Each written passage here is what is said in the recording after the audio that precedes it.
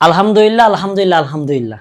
ইসলামী ইতিহাসের প্রথম পত্রের মধ্যে সিকিউতে আমার 6টা হুবহু কমন আসছে, যে টপিকগুলো দিছিলাম। আর এমসিকিউতে 21টা এমসিকিউ হয়েছে। তুমি আমার কমেন্ট সেকশন দেখলে বুঝবা 21টা। ঠিক আছে, মাত্র 150টা দিছিলাম, এর থেকে 21টা চলে আসছে। তো তার ধারাবাহিকতায় আমি তোমাদেরকে ইসলামের ইতিহাস দ্বিতীয় পত্র দিচ্ছি, যেখানে 5টা টপিক যদি করো ইনশাল্লাহ কনফার্ম থাকো যে তুমি সিকিউতে কূপ মারতেছো, কূপ। ইনশাল্লাহ 100% কমন আসবে ইনশাল্লাহ।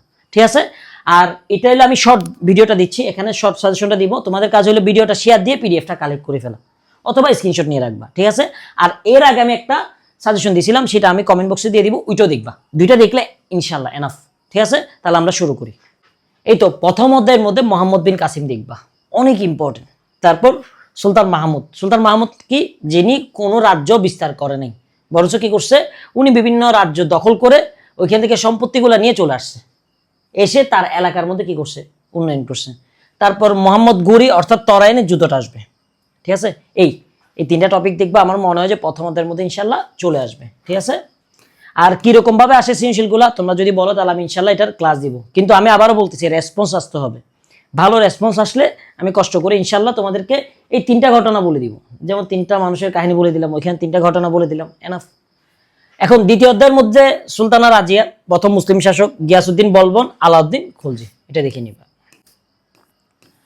তারপর তৃতীয় অধ্যায়ের মধ্যে দেখো, তৃতীয় অধ্যায়ের মধ্যে সম্রাট বাবর, শেরশাহ এবং সম্রাট আকবর। ঠিক আছে,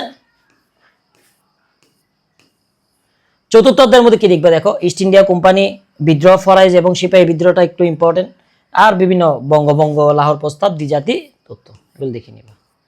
আর পঞ্চম এবং ষষ্ঠের মধ্যে ভাষা আন্দোলন, যুক্তফ্রন্ট এবং স্বাধীনতা। ঠিক আছে, মুজিবনগর সরকার এবার আসার সম্ভাবনা খুবই কম মনে হচ্ছে, জানি না। তো এই আর কি, তোমাদের কাজ হলো পিডিএফটা কালেক্ট করে ফেলা, পিডিএফটা কালেক্ট করে ফেলবা। এবং তোমাদেরকে আরেকটা জিনিস বলি, তোমরা দেখতেছো যে আমার সিকিউর মধ্যে 100% কমন আসতেছে। ঠিক আছে, আর এমসিকিউর মধ্যে 90% মতো কমন আসতেছে। যেমন আজকে ইতিহাসে বোধহয় 21টার মতো, তারপর ইসলামী ইতিহাসে বোধহয় 23টার মতো। ঠিক আছে, এগুলো মোটামুটি কমন আসছে আলহামদুলিল্লাহ।